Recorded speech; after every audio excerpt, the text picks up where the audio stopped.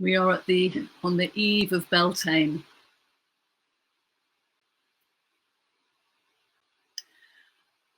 So this is just before May 1st. I'm on the Avalon land, and yes, I thought I was going to go to Beltane celebrations in Glastonbury, but oh no, that's not going to be happening this year, although there is a virtual one that I might be getting involved with.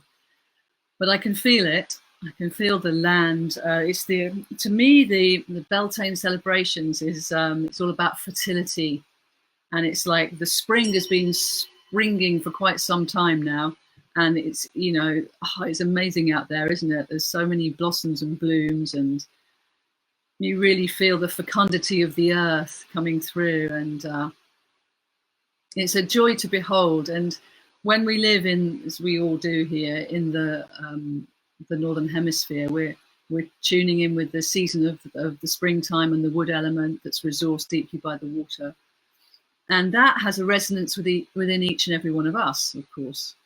So if the outside world is showing us all this creative expression and exuberant growth and beauty, then how does that resonate for us?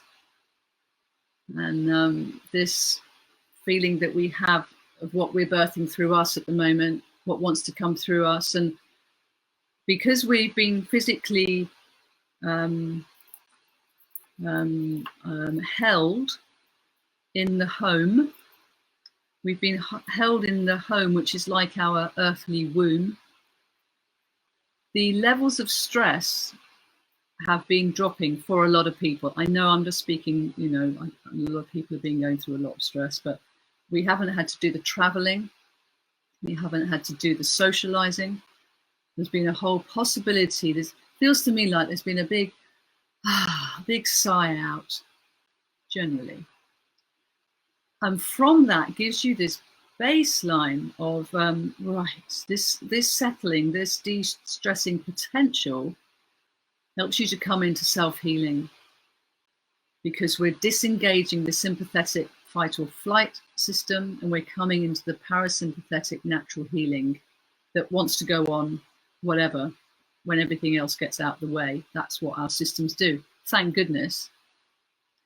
And we've spoken a bit before about the balancing act at the center of you, with each and every cell, and with the breath, and it was we were looking at earlier this week.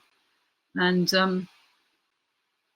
for us to have a chance to tune in with that, because this de-stressing piece, this surrendering, this letting ourselves be held at home with our creature comforts around us, with enough food and enough toilet paper. I noticed there's more of that in the supermarkets now, so things must be leveling on that. We're actually in a place to birth something new, and we don't even have to try, because it's a natural way of how we are. So when we think about letting ourselves be truly who we are, which is like a spiritual being having human experience, about being at home, being held, being having your needs taken care of for the now moment. I'm just talking about the now moment. None of us know what's happening in the future.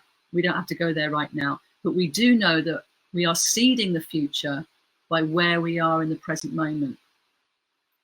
So if we can tune into this potential, the silver lining of the situation that we're in now, and we can really gain from this period of time, then I feel that that's going to enable us to birth through what wants to come through us next. Now, the thing about the creative force is that you can get quite excited, like about, I'm going to do this, or, oh, I'm going to do that. And I'm talking about myself a lot here as well. I have that propensity to run with ideas, and things come up and I go, oh yeah. But I'm learning to train myself.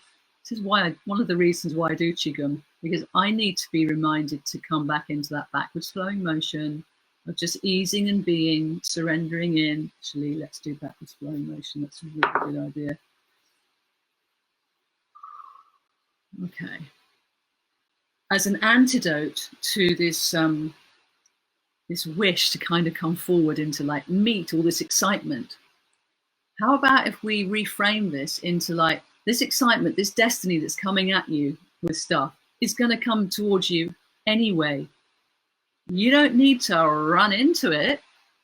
What the best approach I feel is to come at it from this calm, surrendered resource place and receive it. See what I did there? I was like, receive it, heart energy opens. And when you receive, that nourishes you. And then the natural expression is to give. But that comes through that rootedness of support and surrender, and into the self, and into the earth, and into the mother, and into the womb home. So that's kind of where I'm at with that. And I'm just wondering if that's making sense for you. Give me some thumbs up if that's something that's resonating with you. Yeah. Nice one.